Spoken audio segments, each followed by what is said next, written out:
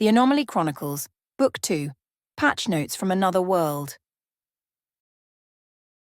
Chapter 1. The Duck Returns, eventually and at the worst possible time. Baldur's Gate had many smells: salt, smoke, leather, hope. But today it smelled like cheese.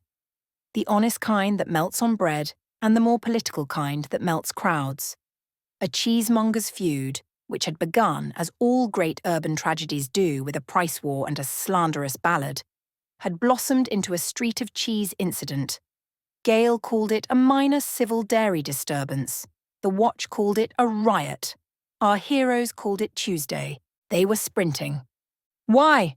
Asterion panted, leaping a toppled wheel of cheddar. "Does every simple job become a morality play about dairy?"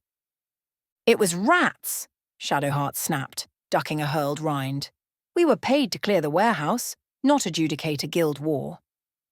Karlach, beaming, carried 3 sacks of cheese over her shoulder like trophies. "We're adapting. Also, look! Free snacks." Lae'zel swatted a wedge out of the air with the flat of her blade. "Surface customs offend me."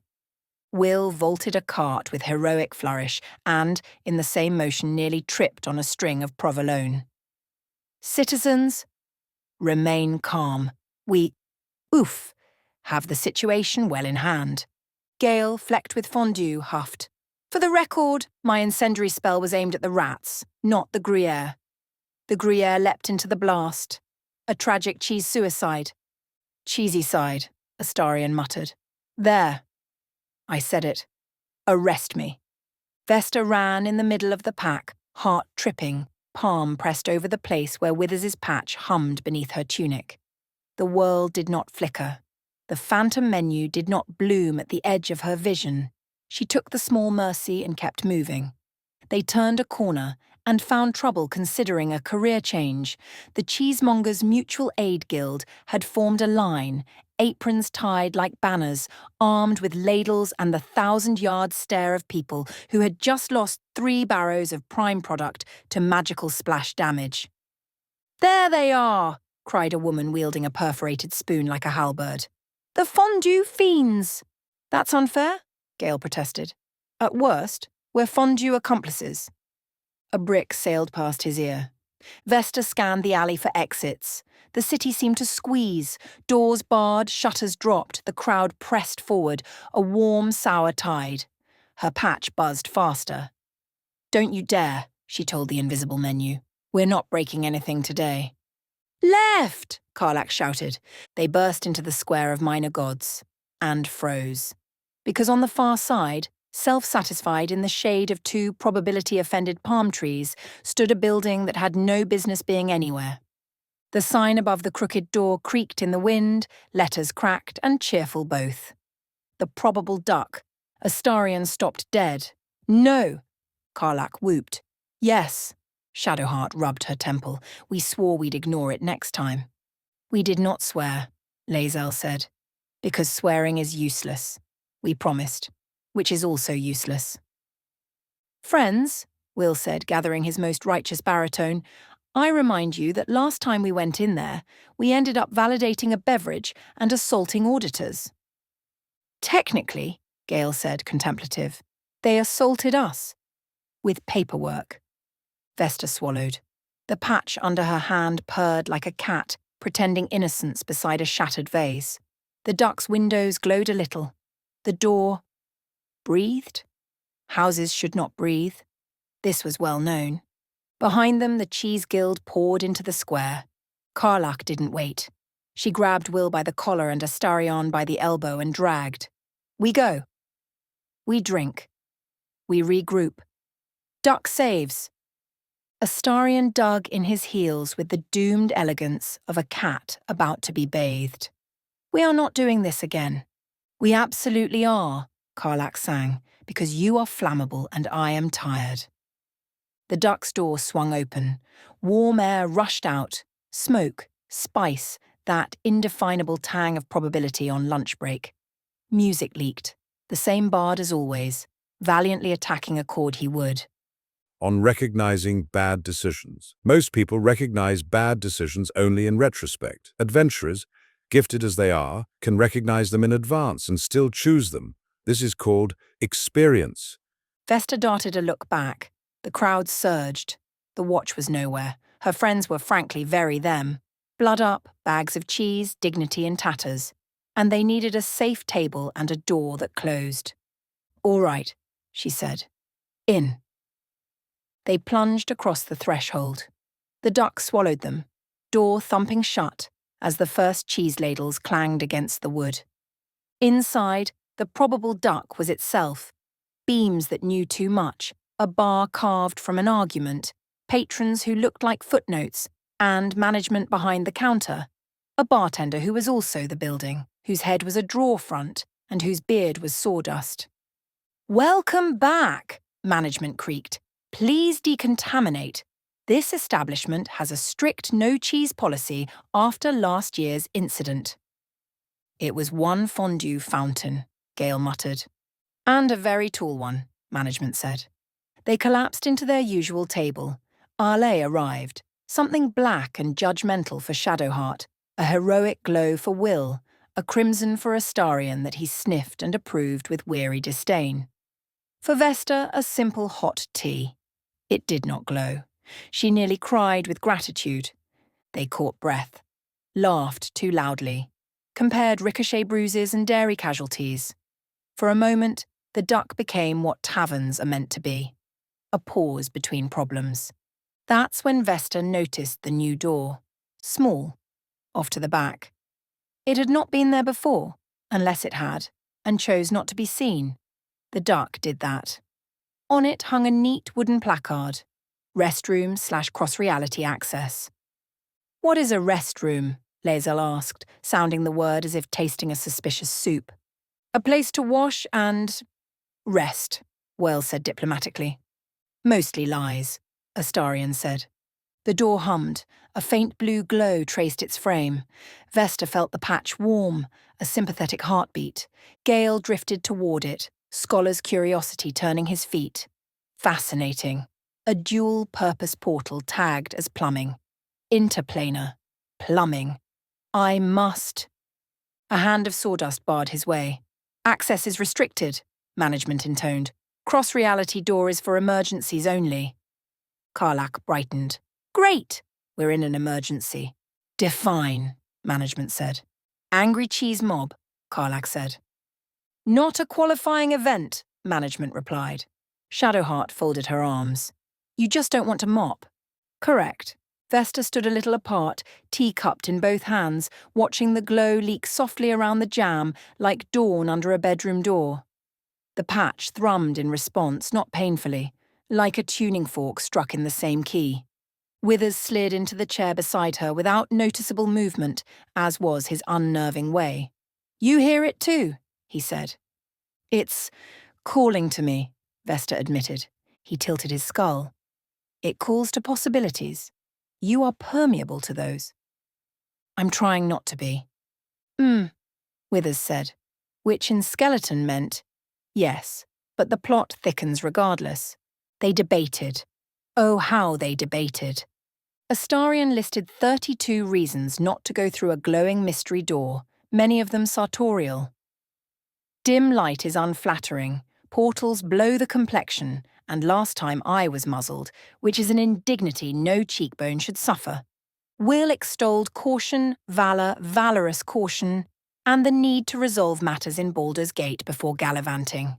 Citizens depend on us." "We have commitments," Karlak countered with commitment to fun. "Also safety. We're safe in there, right?" She peered at management. "Right?" "Probable," management said, which was the most the duck ever promised. Lae'zel pointed out that the door, if hostile, could be conquered, and if honourable, should be tested. This was, in fact, her argument for everything. Shadowheart, somehow drinking while pinching her nose, said, "We promised-ish, we wouldn't immediately leap at cosmic loose threads again." Gale beamed at the word cosmic. "But consider the learning, the discovery, the footnotes." Astarion sighed into his wine like a man placing flowers on a grave. He said footnotes. "We've already lost." Vesta said nothing. She was listening, to the door, to the faint pressure of the patch, to the pulse of a choice that felt both inevitable and very, very stupid. Then the first cheese ladle broke the window. The square outside roared. Someone pounded the duck's door with the dignity of a tax collector. A chant arose, crude, accusatory, melodic in the way all angry crowds are melodic. Fondue! Fondue! The duck's rafters shivered. Management glowered at the broken glass, and the tavern's floor rumbled with the simmering wrath of a ledger, misbalanced. "Emergency status. Updated," management said. "Please proceed to the cross-reality access in an orderly—" He eyed Karlak. Or, at least non-explosive, fashion. Vesta's friends looked at her. She hated that they did. She loved it too. The patch hummed a steady note, neither urging nor warning. Permission, maybe. "Quick look," she said. "No commitments." Astarion smirked. Famous last words. They approached the door. Up close it smelled faintly of rain and parchment and something like mint, like a memory of cleanliness. The placard flipped on its own. Cross-reality access/restroom, as if marketing itself to every species present. "On 3, Will said. 1-. Karlak opened it on 1. Chapter 2. Welcome to Hex World. We've got fun and games. The world beyond was not a privy. It was a field, no, a board, rolling away in perfect tiles, each a hexagon, lit from within like moonstones. Hills rose in stepped patterns, rivers bent into obedient angles. Forest copse clusters formed honeycombs of cover. The sky was a painted dome of twilight. Text unfurled across the horizon in friendly tyrannical letters. "Welcome to Hex World. Please wait for your turn." "Absolutely not," Astarion said, and tried to swing the door shut. He couldn't, because the duck, traitor that it was, opened of its own accord wider, and the floor kindly tilted so that Karlak, who had leaned in too far, stumbled forward, pinwheeled, grabbed Vesta, and, like friendship, catastrophe is contagious, pulled everyone through. The moment the last boot left the duck's floor, the door thudded behind them with the quiet finality of a book closing. They spun as one. Vesta lunged for the latch. It did not exist. There was only a doorframe standing alone on a starter hex, and in it, a placard on the inside face. "Entrance only. No returns. See other entrance for exit." A long silence. Then, "What?" Shadowheart said, voice flat as a pond in a drought. "Does other entrance mean?" Text blossomed again across the sky, cheery as a carnival barker. Objective. Reach the far entrance. Hint. Obey turn rules. Tip. Breaking turns is a delayable offence. Beneath their boots the world pulsed. 6 glowing rings blossomed, 1 around each of them. Then numbers floated helpfully over their heads. 1. Lae'zel. 2. Will. 3. Gale. 4. Karlach. 5. Shadowheart. 6. Astarion. And then, lagging a second, Vesta's number winked into being, infinity. "Unacceptable," Lae'zel announced to the air. "I go first." "Look," Gale breathed, enthralled. "The board is assigning initiative. We're in a tactical schema." "I have dreamt of this." Astarion inspected his floating 6 like a blemish. "I demand to speak to a manager." Karlak flexed. "What do we do?" "Punch the hexes." Will raised his sword. "We press forward with honour." Shadowheart pointed at an approaching line of little wooden soldiers, each with a friendly painted frown. "Board guards. We survive the tutorial." Definition: board guard. A creature whose sole purpose is to enforce rules you didn't read. Swarms in groups of many, says Tisk, applies debuff, shame. The guards halted at a tidy distance and, politely, waited. A bell chimed in the air. The number above Lae'zel glowed. "Your turn," the sky said. "Choose, move, and/or action." Lae'zel took 1 step forward, A bell chimed again, her ring blinked out, and Will's number lit. That's it? Karlach blinked. She gets one step? Turn-based, Gale said, delighted. The world advances in discrete intervals. Glorious. Astarion deadpanned. We've weaponized boredom. Vesta stared at her infinity. It didn't glow. It didn't wait. It did nothing, like a field reserved for a rule not yet written. The guards raised their batons, which were erasers. The bell chimed down the line. The air thrummed with the measured cadence of a metronome that wanted to be king. Vesta's patch throbbed once. Steady, warning, a reminder. This door had been entrance only. The way home lay across this precise, ridiculous world, and the rules here would not be cheated lightly. She took a breath. Okay, we play by their turns, she said. We learn the board. We get to the other entrance. She glanced at her friends, their stubborn faces, their gleaming weapons, their cheese stains. And we do it together. The bell chimed. The first board guard stepped neatly forward. Its baton erased a pebble for emphasis. Enforcement phase, said the sky very helpfully. Vesta squared her shoulders. The number infinity above her head flickered, just a little like a wink from a future that might yet misbehave. Let's learn the rules, she said. Then let's beat them. And Hexworld, pleased to have such eager students, advanced to the next turn. Chapter 3. The Tutorial Battle, or The Comfort of Confusion. The air above the hexes shimmered like a heat mirage, humming softly with invisible gears. Beneath the party's boots, each hex glowed in polite, orderly fashion, as though trying to explain itself. You stand here, move there, perform one action. Please and thank you. The board guards waited across the field, identical and cheerfully bureaucratic. They were made of wood and paint and disapproval, holding their eraser batons upright like hymnals. Above them, glowing letters formed in the sky. Round 1, turn 1. Player 1. Lae'zel. A bell chimed. Lae'zel's ring of light brightened. She gripped her sword. The world commands me, she growled, and I find I do not mind it. Excuse me?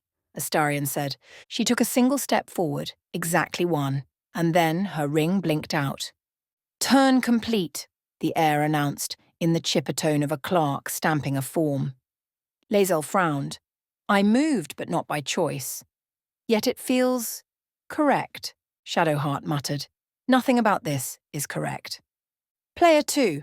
Will, the sky declared. Will straightened, startled, then found himself lifting his sword in an elegant arc. For glory, he called, utterly without hesitation. His foot landed in the next hex. His sword swung once, hitting nothing but the air, yet the world gave a little ding of approval. Astarion sighed. Wonderful. The world claps now. Karlach was bouncing on her heels. Do me next. I'm ready. Hit me with a turn. Player 3, Gale. Ah! Gale cried, delighted. At last, He raised a hand, tracing a sigil in the air, and a small, perfect spark of flame appeared. His eyes widened. Oh, that's the old form. I haven't cast like this since forever ago, it feels. Curious. Player 4, Karlach. Karlach punched the nearest board guard so hard it shattered into kindling. She laughed so loud that the tiles trembled. Turn complete! Wait, what? Karlach blinked as the glow faded from under her boots. That's it? One punch? I'm just supposed to stop? Patience, Gale said, looking far too pleased with himself. Turns, my fiery friend. A rhythm, movement, then action. It's oddly familiar, isn't it? Don't like it, Karlach muttered. Feels like waiting in line to hit something. The bell chimed again. Player 5, Shadowheart. She groaned, took a step, muttered a blessing under her breath, and her ring went dim. Yep, she said, definitely waiting in line. Player 6, Astarion. Finally, Astarion said, striding forward with elegant disdain. He flicked his dagger, striking a guard in the paint. It squeaked, erased itself neatly, and vanished. A star-shaped spark floated above his head, +1 style. He smirked. About time the universe noticed. And then, Player Infinity, Vesta. The bell sounded softer for her, like it wasn't sure how loud to be. Her hex glowed gold instead of white. She hesitated. The others turned to watch. "Your move, darling," Astarion said. "I don't—" She started. The hum of the field pressed in. Her hands itched. Her heart matched the rhythm of the turns. Something in her muscles remembered how to stand, how to pivot, how to wait just long enough for a bell that didn't exist in this world. "I think I've done this before," she whispered. Gale cocked his head. "In training, perhaps? Some past battle?" "No," she said softly. "Not like that. It's deeper, like déjà vu, but mechanical." Withers, who was, as usual, standing at the exact edge of relevance, scribbled something in his notebook. "The bones recall patterns," he said, "even those from other graves." Before she could ask what that meant, the board guards advanced. "Enemy turn," the sky cheerfully announced. The guards stepped forward 1 hex each, smacked the air half-heartedly, and then returned to attention. "Enemy turn complete," Karlak blinked. "That's it?" Player 1, Lae'zel. Lae'zel's jaw clenched. "I obey no order," she shouted, and then promptly took her 1 mandatory step forward again. Shadowheart snorted. "Sure you don't." The rhythm continued. The bell rang. The companions moved, attacked, shouted. The world paced them, patient, pleased. Each learned its strange comfort in the pattern. For all their griping, they fell into it easily. Too easily. Will's sword arcs were perfect half-circles, matching steps he'd never studied. Gale's spells came in practiced bursts. 1, wait, 2, wait. Time to the unseen heartbeat of the world. Even Shadowheart's muttered prayers hit the pauses exactly, like choreography remembered from another life. They shouldn't know this, but they did. By the second round, they'd swept the field clean of wooden bureaucrats. A fanfare erupted from nowhere, horns and tambourines and, inexplicably, ducks quacking in rhythm. A glowing box appeared in the air. Tutorial complete. You have learned movement, actions, and the cruelty of waiting your turn. Reward. 1 slight sense of foreboding. The field shimmered.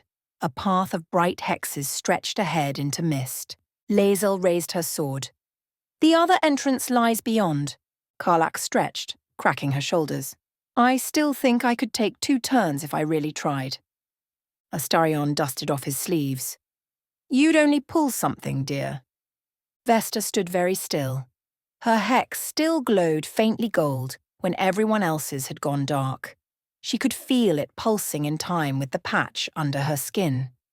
The bell chimed once more, soft and secret. The others didn't seem to hear it. "Player Infinity," the sky whispered. "Just for her." She exhaled, long and shaky. "Yeah," she muttered. "Figured." The mist ahead swirled invitingly. The hex path stretched on, perfect, ordered, and waiting. And with a sense of weary déjà vu she couldn't explain, Vesta stepped forward into round 2. Chapter 4. The Marshal of Movement. The road of hexes stretched out like a board no one had finished painting. Each step landed with a soft chime, every pause registered by the air itself. The rhythm followed them. Move, wait, act, wait. A relentless waltz of invisible metronomes. Karlak had tried several times to test the limits. First, she'd taken 2 steps in a row. The sky politely cleared its throat and boomed, "Invalid input. Please refrain from multi-move." Then it struck her lightly with a lightning bolt labelled courtesy warning. She'd taken 1 step ever since. They had marched across plains that rearranged themselves when no one was looking. The grass stayed exactly 1 shade of green. The birds, if they were birds, chirped in looping intervals. Everything obeyed the beat. "Does anyone else feel," Will said, "that we've done this all before?" "Done what?" asked Shadowheart. "This. All of it." The pacing, the fighting, the initiative. Of course we've fought before, Astarion said. Usually for better wine. No, I mean this pattern. The world, waiting its turn, Lesl grunted. It is discipline. The way of warriors. But Vesta walked a little behind, one hand on her chest. The patch hummed with that same pulse. Rounds, rounds, rounds. Every few moments her feet would move of their own accord, half a step too soon, and the air would catch her, as though the world itself had reached out and said, no. Not yet. Every step we take, Gale murmured, watching his boots. The world counts for us. Yet it feels nostalgic, oddly comforting, like muscle memory. Comforting? Shadowheart arched an eyebrow. I hate it. I said oddly comforting, Gale corrected. Not pleasant. The path curved toward a structure visible across the hex plane. An immense spire made entirely of stacked hourglasses, each turning itself over in precise intervals. It ticked audibly even from afar, each grain of sand landing with bureaucratic satisfaction. A road sign, hovering of course, read, The Hall of Initiative, report to the Marshal. Karlach squinted. Who's the Marshal? Probably the local boss, Vesta said. Good, Karlach grinned. I was starting to miss punching management. They approached, each in rhythm because the world didn't allow otherwise. The hall loomed huge, made from polished marble, parchment, and sheer smugness. Inside, rows of clerks carved from wood and ink scurried across hex-tiled floors, stamping scrolls in perfect rhythm. Thud, thud, thud. A dais dominated the far wall. Upon it stood the Marshal of Movement, tall, gleaming, and geometrically offended by existence. His armour looked less forged than filed, edges so sharp they might have been drawn with a ruler. His cloak was lined with clock faces, all ticking in perfect synchrony. He did not breathe so much as pause in regular intervals. When he spoke, his voice carried the smug confidence of a man whose spreadsheets balanced perfectly. Unregistered units detected, he said. Improper entry. Movement unsanctioned. Turn adherence. Inconsistent. Karlach snorted. We didn't even get through the door wrong this time. The Marshal ignored her. He raised a baton tipped with an hourglass that bled light. I am the Marshal of Movement, keeper of the turn order, auditor of all that walks. None move without my permission, Astarion whispered. Another bureaucrat with a god complex. Just what I needed. Silence, the Marshal said, without raising his voice. The air itself obeyed. Astarion's mouth shut mid-retort. Hey! The Marshal's eyes, little golden clocks, turned toward Vesta. Unit Infinity detected. Illegal initiative. Gale perked up. Illegal initiative? Oh, that sounds fascinating. Silence, Unit 3. Gale's mouth snapped shut, affronted. Vesta took a step forward instinctively. Her hex glowed gold again. You mean me? You are unindexed, said the Marshal. No world issues Infinity. Infinity is for gods, not players. The word hit her chest like a hammer. Players? Remove designation, said the Marshal to his clerks. Reassign Anomaly to delay queue. The wooden scribes scrambled forward. Karlach stepped between them and Vesta, fists crackling. You can't just reassign her. Incorrect, said the Marshal. I can. I will. I have already filed the form. Behind him, an hourglass rotated lazily. On bureaucratic time. Time in bureaucracy is measured not by seconds or minutes, but by forms completed. The universe will gladly pause all motion until someone finds the right paperwork. This is why creation took 7 days. 6 were spent getting signatures. The companions bristled. Weapons hummed. The world seemed to tighten. Combat initiated, the Marshal said calmly. Initiative roll. Automatic. Numbers appeared above their heads again. 1. Marshal of Movement. 2. His clerks. 3. Lae'zel. 4. Will. 5. Karlach. 6. Gale. 7. Shadowheart. 8. Astarion. And floating just above the list, untethered, Infinity, Vesta. The Marshal smiled. You see the error? Yeah, Vesta said softly. You will too. The battle began. The clerks advanced, each step ticking like a metronome. They attacked with quills that wrote damage, minor irritation across foreheads. Will parried, Gale countered with a spark, Lae'zel roared in disciplined fury, but every time Vesta tried to move out of turn, the world pushed her back. Not yet. When she waited, when she let the rhythm pass her hex glowed brighter, stronger, gold leaking into the others around her. Karlach punched a clerk so hard it turned into a stack of forms. Vesta, do something! I'm trying. You're doing nothing. That's the point. The Marshal raised his baton. Infinity cannot exist within turn order. The patch under Vesta's skin pulsed. Her vision split. She saw the board, her friends, and behind it all the faint grid lines of another world entirely. Not this tidy realm of hexes, but something freer, messier, with dice rolls and chaos and laughter. Her home, her origin, her save file. And for the briefest moment she saw the pattern of initiative bars from a game she didn't know she came from. The same rhythm, the same rules. Only now it felt smaller. A memory in her bones whispered, we've done this 1,000 times, in 100 dungeons. We just never asked who rolled the dice. Vesta looked up, eyes blazing gold. Marshal, she said, you're not the first to think you control how people move. The Marshal hesitated. What? She raised her hand. The rhythm cracked. Her hex and Karlach's merged. Will's overlapped Gale's. Lae'zel surged forward before the bell. The world stuttered. Unauthorized turn merge, the sky announced in alarm. Welcome to spontaneity, Vesta said. The Marshal bellowed. The hourglass exploded in light. The world's beat faltered completely. No more waiting, no more order. For one glorious, chaotic instant, everyone moved at once. Karlach slammed her fist into the Marshal's chest. Gale hurled 3 spells at once and accidentally set his robe on fire. Lae'zel cut down 2 clerks. Astarion disarmed the third. Shadowheart healed before the wound even happened, and Will shouted something noble that no one heard over the din. The Marshal staggered. This is against regulation. That's kind of our thing, Vesta said. She struck him. Not with a sword, not with a spell, but with a glitch. A golden flicker that erased his turn entirely. When the light died, the hall was silent. The hourglasses were still.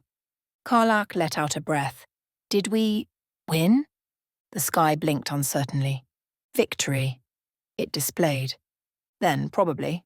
The group laughed, tired, bewildered laughter that felt like release. Gale dusted himself off. I rather like this world. You would, Shadowheart said. Vesta looked at the fallen Marshal's baton. Inside its hourglass, the last grains of light spun endlessly without falling, trapped between ticks. Entrance only, she murmured. Exit on the other side. A faint rumble answered from beyond the hall, the next section of Hexworld unfolding, tiles rearranging, waiting for its next turn. The déjà vu deepened until it hurt, but beneath it, a strange hope flickered. Maybe if they played this world's game right, it would finally let them go. Chapter 5. The Free Actions.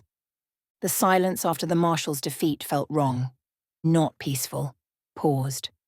Each of them stood in their hex, panting, glowing faintly under the leftover light of combat. The world hadn't reset its rhythm yet. Somewhere above, invisible cogs struggled to re-engage. Karlach nudged the fallen baton with her boot. So, do we file a victory report or something? Please don't, Shadowheart said. He'd haunt us with paperwork. Astarion brushed dust from his collar. I don't know. I rather enjoyed that. Finally, some proper chaos. It wasn't proper chaos, Gale corrected, eyes darting around as if counting beats. It was irregular order. A brief lapse in systemic rhythm. The world will correct itself.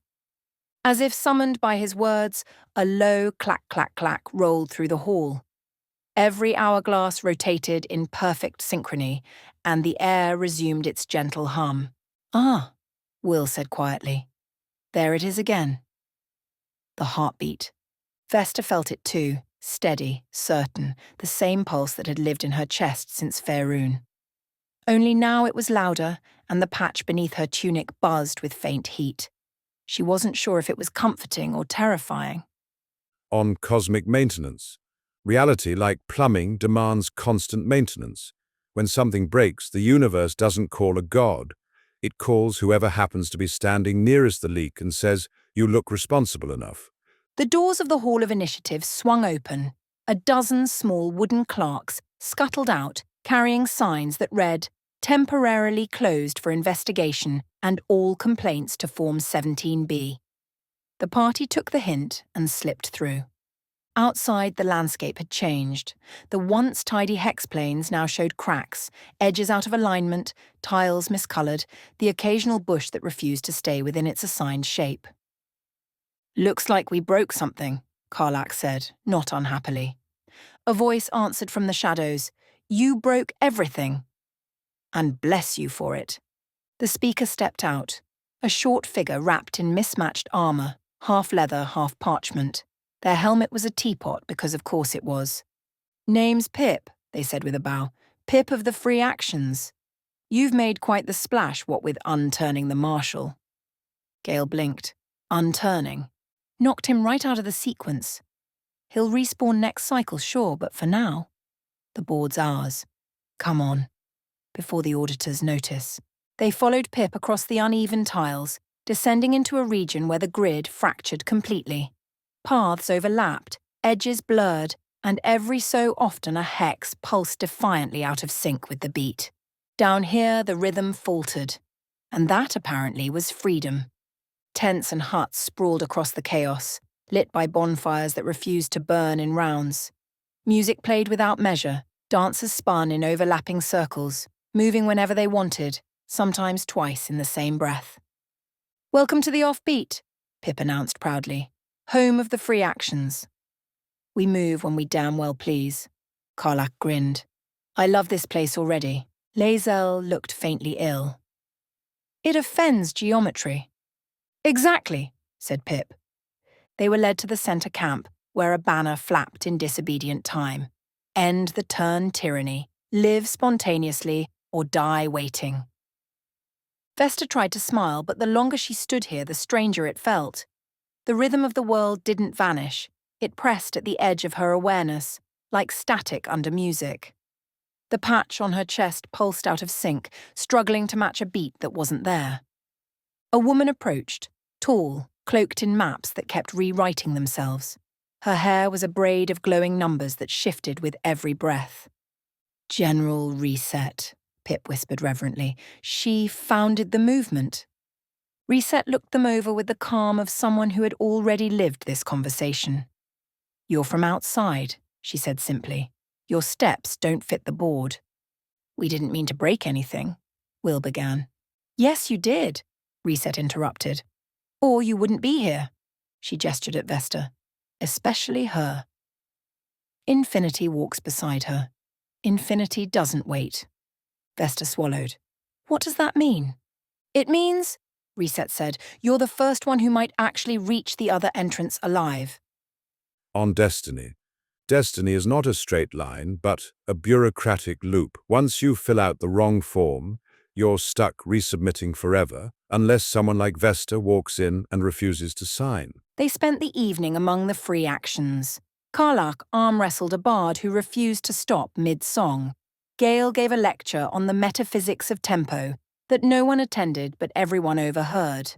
Astarion flirted with at least 3 rebels simultaneously and was challenged to a duel, which he won by declaring both opponents the victor. Vesta, though, sat apart near the bonfire, staring at the flicker of light across her hands. The flames refused to stay still. They leapt between frames, skipping beats. She felt that same tug in her chest, like something trying to sync her heartbeat to 2 conflicting tempos at once. Withers materialized beside her as he always did, soundless and inevitable. The pattern is fraying, he said. You mean the world?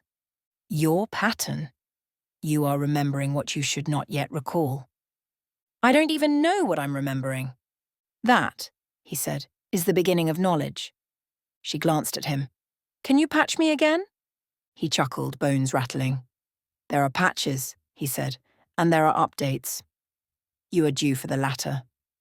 Before she could ask what that meant, a horn blared from somewhere above. The free actions froze. Reset drew a blade shaped like a broken clock hand. They've found us. The sky lit up with orderly blue light. Hexes began reforming, snapping into grids around the camp. Marching toward them were ranks of new enemies. Metal soldiers marked auditors of rhythm, ticking in perfect time. Reset grinned fiercely.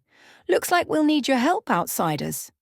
Let's show them what a missed turn looks like. The world's heartbeat surged back to full tempo, and Vesta felt the pull of initiative building again. Only now she knew she didn't have to follow it. She stood, gold light gathering around her. Then let's improvise. Chapter 6. The Audit of the Rebels. Remastered edition, now with 100% more rhythm. If Freedom had a soundtrack, it would have been slightly offbeat and played through bad tavern speakers. The Free Actions camp was loud on the best of days, drums, laughter, someone always falling into a campfire. But the moment the auditors of rhythm appeared, the entire world seemed to sink into a 4-beat loop. The ground itself began pulsing with light. Tiles lit in perfect patterns, forward, forward, back, side, clap. The rebels stared down at their feet. Oh no, Shadowheart said flatly. It's one of those realities. On Divine Entertainment, every civilization eventually invents the concept of fun. The gods, lacking thumbs, invent games instead. Some become morality tests, others become rhythm games. It is unclear which causes more suffering. The first auditor landed hard enough to shake the offbeat camp into sync. Its porcelain mask bore glowing arrows that blinked in time with the background beat. Up, up, left, right, perfect. Unauthorized variance detected, it boomed. Synchronization below 80%. Penalty, dissonance. A wave of blue energy rippled out. The rebels staggered, their movements forcibly aligned to the tempo. Karlak stomped forward. I hate tempo. The sky lit up in red. Bad move. Minus 500 points. What the hell was that? Will shouted.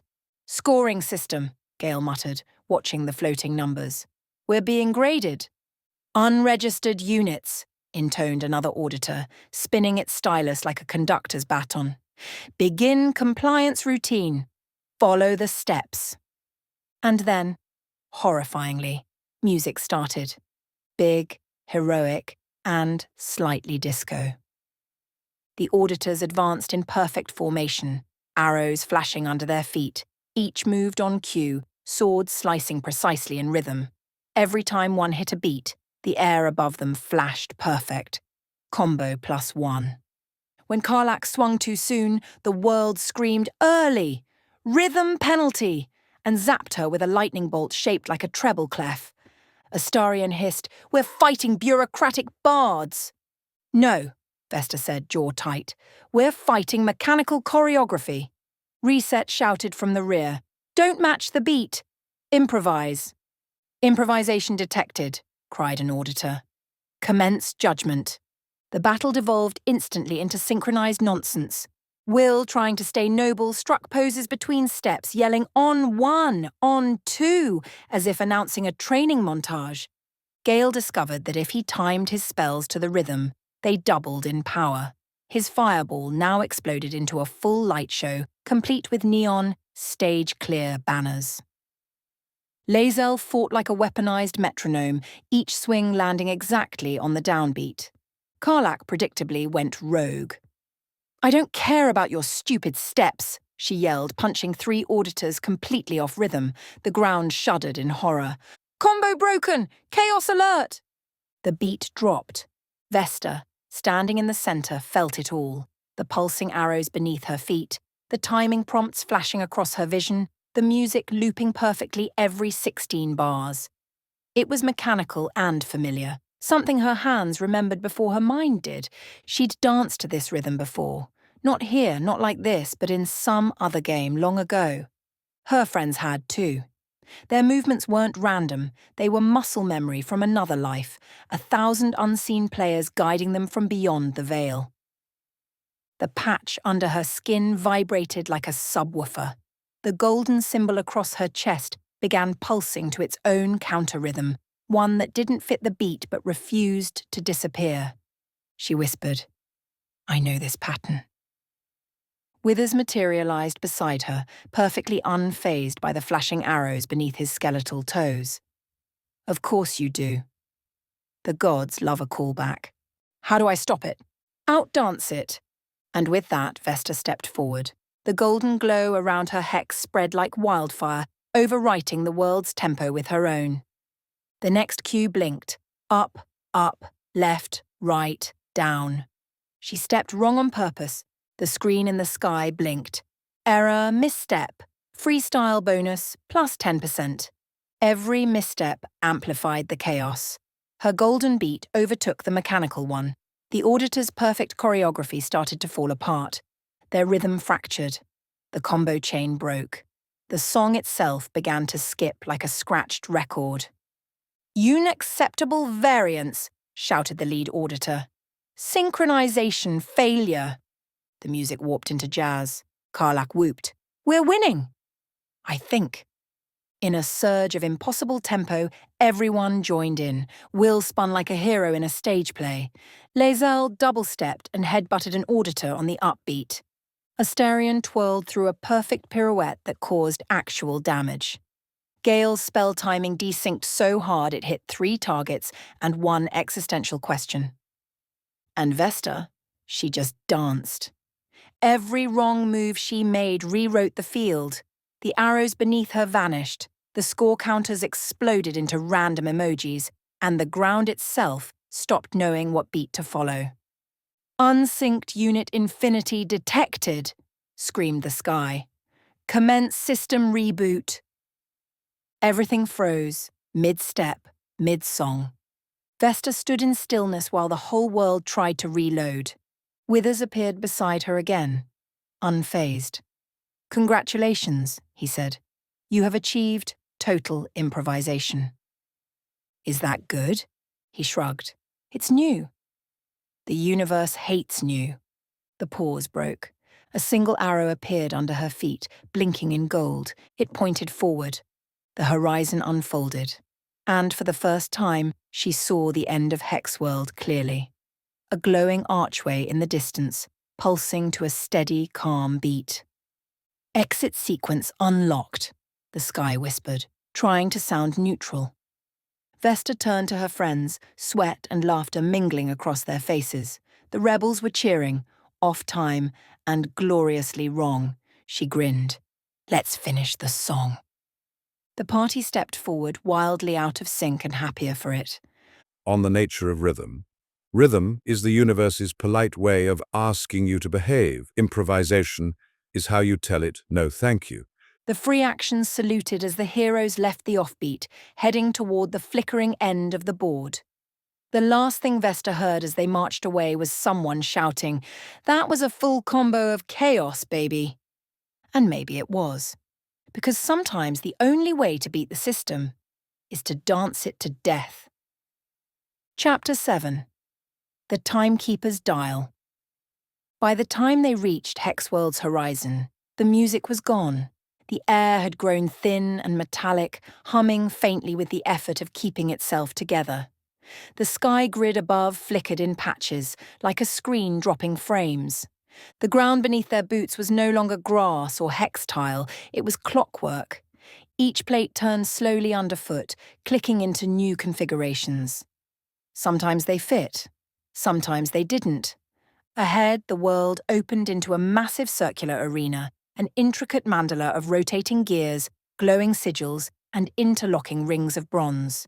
Suspended above it, a great hourglass spun on its side, pouring time sideways like glittering sand. In the center waited the clock hydra. 3 serpentine necks coiled from a single body of living bronze. Each head bore a mask of different expression: calm, furious, and deadline approaching. Every movement left glowing trails in the air, perfectly timed, beautiful, efficient, impossible. Gale whispered, "It's magnificent." Karlach whispered louder, "It's ugly."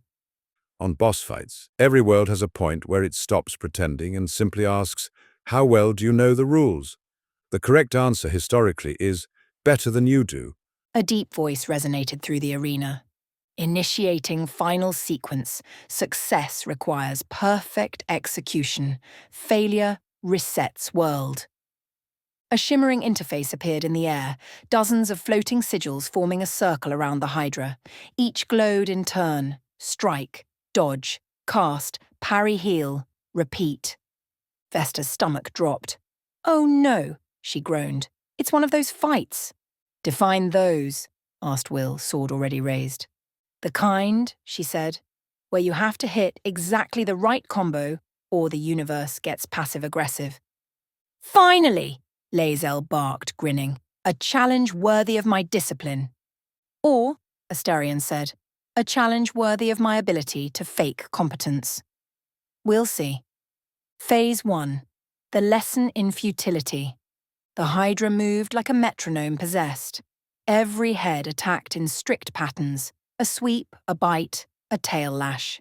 Everyone came with a glowing prompt suspended mid-air: block, dodge, strike. Will obeyed the first cue on instinct, parrying perfectly. A golden perfect flashed above his head. Gale timed his firebolt a fraction too soon. Miss, reset, combo, and got tail swatted off a gear. "Absolutely ridiculous," he yelled, climbing back up. "Even the laws of physics are grading us." "Don't complain," Shadowheart muttered, rolling under another tail. "I got a B- in blocking." Karlach swung wildly. Her punch connected, and for one glorious second, success. Critical strike appeared before the arena flickered and reversed it. "Undo! Try again!" Lae'zel roared, striking the exact flashing weak point. The Hydra recoiled, only to restore itself instantly. "Did it just untake the damage?" she snarled. "Yup," Vesta said grimly. "Welcome to the combo checkpoint from hell." On difficulty settings, mortals categorize challenge levels as easy, normal, and hard. The universe, however, only recognizes one: pedagogical cruelty. Phase 2. The patch notes. The Hydra's calm head spoke, voice like ticking glass. "Your timing is inadequate. Adapting difficulty." "Difficulty?" Gale said. "I didn't agree to that." The heads blurred, attacks speeding up. The prompts doubled, then tripled. Strike, dodge, cast, parry, block, jump, pray by, DLC. Astarion stabbed mid-combo, missing by half a beat. A glowing penalty. Too early hovered over him. "Oh, come on!" I was enthusiastic.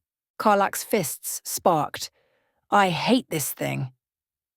Vesta tried to move, but the patch beneath her skin flared painfully, trying to lock her into the sequence. The world screamed for precision. The rhythm wanted obedience. She took a deep breath and let her hands fall. "No," she said softly. Everything froze. The Hydra's heads turned toward her as one. Unregistered input. "Yeah," she said. "That's kind of my brand." The gold glow spread from her feet, disrupting the glowing combo circles around them. The prompts blinked uncertainly, confused by someone who simply refused to play. You cannot win without perfect timing. Then maybe we win by being terrible. Phase 3. The improvised solution. The others looked at her like she'd gone mad. Not unfair. "Vesta," Gale said carefully, "I admire your flair for creative solutions, but—" "Follow me," she said, stepping completely out of the glowing pattern. "Don't hit when it tells you. Hit when you feel like it." Astarion grinned. "Finally, instructions I can live with." The Hydra lunged. Lae'zel ducked too late, caught the edge, and, instead of dying, broke the sequence. The world hiccuped. The next attack prompt misfired. Karlach, laughing like thunder, smashed one of the glowing sigils instead of the monster. The ring of commands shattered like glass. Gale stopped aiming for weak points and cast wildly, letting explosions interrupt the Hydra's rhythm. Will shouted battle cries completely off cue. Each mistake bent the pattern further. The Hydra faltered, heads lashing out unsynchronized. "Timing error!" it bellowed. "Cannot predict input!" "Good!" Vesta shouted. "Don't!" She ran forward, patch blazing gold, and touched the hourglass at the arena's center. Time itself convulsed. The Hydra roared, collapsing into a spiral of broken loops. Every perfect combo, every recorded strike, every rule it had enforced dissolved into static. The floating score vanished. The hourglass cracked and time stopped being sideways. In the sudden silence, Vesta realized she was shaking. Her friends stared at her, stunned and glowing faintly in the afterlight. "Did we just," Karlach said, "lose correctly?" "I believe," Gale said weakly, "we broke the concept of victory." "Good," Vesta said. "I'm tired of grading curves." On success, in structured realities, victory means following every instruction perfectly. In unstructured ones, victory means making sure the instructor quits first. The floor began to disintegrate, cogs tumbling into the void below. Beyond the ruins of the Hydra, the far entrance shimmered, a door outlined in golden light, humming softly, waiting. Will extended his hand. "Ready to go home?" Vesta looked at the doorway, then down at her patch. It pulsed, but quieter now, as if relieved. "Home," she said. "Or at least the next place pretending to be it."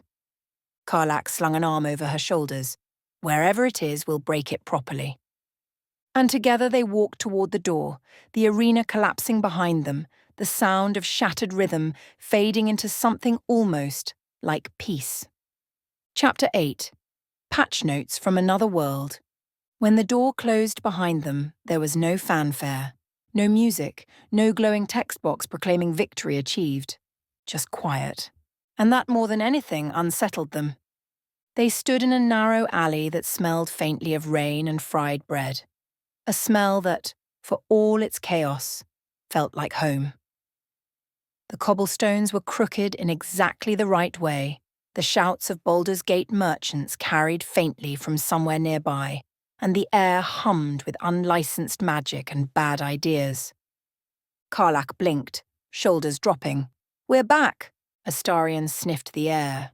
"Ah, crime and poor hygiene. Definitely home." Shadowheart looked around warily. "Are we sure?" Because the city looked right. The crooked roofs, the hanging laundry, the eternal sense of mild exasperation. But something was cleaner, crisper, like the resolution had been quietly increased. Gale crouched, touching the cobbles. "The weave feels refreshed, smoothed, as if recompiled." Will sheathed his sword. "That sounds good." "Possibly," Gale said. "Or possibly we've been patched."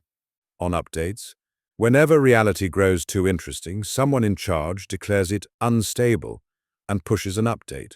The results are always the same: a few bug fixes, new fonts, and the quiet erasure of the best parts. The patch, the literal one beneath Vesta's skin, was cool again, no longer burning. But as she shifted, she could feel it humming faintly in time with the world around her. Like it was sinking again. They emerged from the alley onto the main street. The city bustled, but with strange precision. People walked in smoother arcs, conversations repeated in cleaner loops. Even the pigeons seemed better textured. Karlach frowned. "Why is everyone moving like they've been optimized?" Gale nodded grimly. "Post-update efficiency. Notice how no one trips? Disgusting." They stopped at the corner of the square, and there it was. The probable duck, standing proudly in its usual impossible place. Only now the paint was fresh, the sign perfectly aligned, the hinges not even creaking. It looked fixed. Astarion eyed it suspiciously. "That's wrong."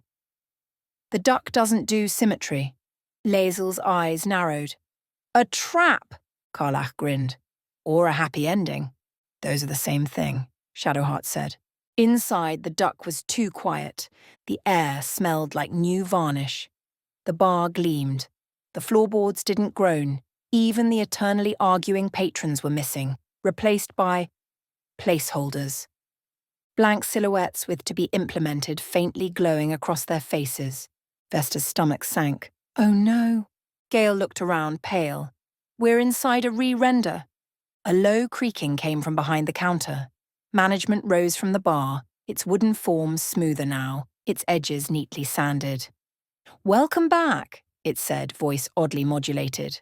The probable duck has been updated for stability and user experience. Karlach grimaced. You sound like you swallowed a business meeting. New features include faster service and reduced existential uncertainty. Astarion sighed. Tragic. I loved the uncertainty. Vesta stepped forward. You mean they patched the duck? Correct, management said cheerfully. Thank you for your participation in the test environment. Please enjoy the improved build. The words hit her like a blow. Test environment? Indeed. Your performance data was invaluable. Congratulations, you have been promoted to canonical instances. Everyone stared. Karlach blinked. Canonical what now? Withers, Vesta whispered. Please tell me that doesn't mean what I think it means. The skeleton was leaning casually in the doorway, polishing his jawbone with a bar rag. Oh, it means precisely that, he said. You're part of the official version now. The patch worked. You've been integrated. A long silence. Then Karlach said, That sounds great. No, Vesta said slowly. No, it doesn't. It means we're locked, scripted. Whatever we did in Hexworld, they didn't fix the chaos, they just made it canon. A flicker of static rolled through the room. For an instant, everyone froze mid-motion, then resumed exactly as before. Gale's eyes widened. We're looping. On canonization. To be made canon is to be embalmed with approval. The only thing more terrifying than being erased is being officially recognized. Vesta turned to Withers. Can you undo it? He shrugged. Could. Should. Entirely different questions. The patch under her skin glowed. If we stay, we'll become lines, dialogue trees, just scripted. Shadowheart frowned. So what do we do? Vesta smiled faintly even as light flickered around them, the duck's walls smoothing into perfect geometry. We do what we always do. Karlach grinned. We break it again? Exactly. The duck's door rattled. Outside, the streets shimmered like data compiling. Somewhere far above, the sky flickered with faint white text. Installing update 1.1. Bug fixes and behavior correction. Lae'zel raised her sword. Correction denied. Gale smirked. Time to crash the system. Astarion straightened his cuffs. If this ends with me being reduced to background flavor text, I'm haunting someone. Vesta stepped to the door, hand on the handle. The patch pulsed, hot and bright. I don't know what's out there now, she said. Better than what's in here, Shadowheart replied. She opened the door. Instead of the familiar city, there was light. Infinite, shifting, alive with code and colour and possibility. The world beyond was writing itself as it went, waiting for them to step in and ruin it properly. Vesta laughed softly. Guess it's time for another patch. And one by one, the heroes of the Anomaly stepped into the unknown. The duck flickering behind them, the patch humming in her chest. And somewhere, deep in the weave of all worlds, someone muttered, Gods, not again. On continuity. Continuity is what happens when people refuse to admit they've lost control of the story. It's also how sequels are born.